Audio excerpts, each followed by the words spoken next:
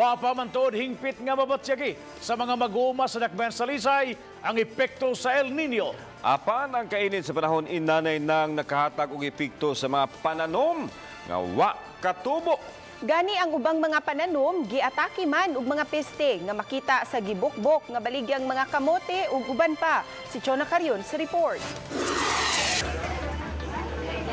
Sa tabo sa Talisay, di na mga mag-uuma ang gihatagan og higayon nga makapaninda sa ilang mga abot nga mga utanon ug lagutmon.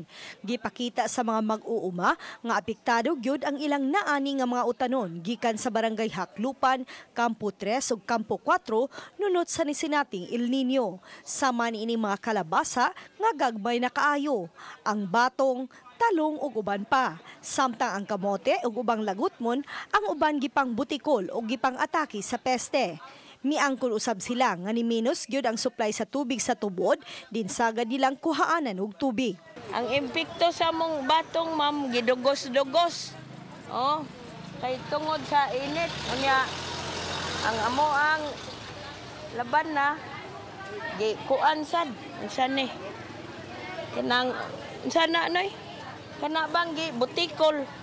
Oh, sa kamote pa na bukbok. Di na siya kay katubo, minus siya tubo kay karon man siya sapat.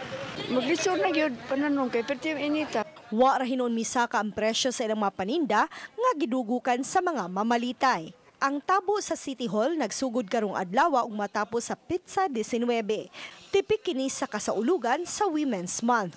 Uban ni Marlon Melgazo, Chona Carion, Balitang Bisdak.